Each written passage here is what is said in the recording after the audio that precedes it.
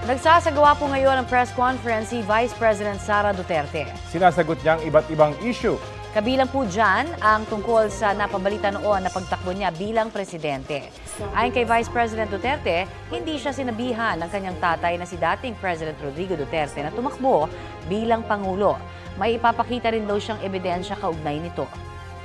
Desisyon din daw niya ang hindi pagtakbo bilang presidente noong eleksyon 2022. Tumanggi naman siyang talakayin sa press conference ang tungkol sa pagdinig ng Kamara sa OVP funds at geopolitics.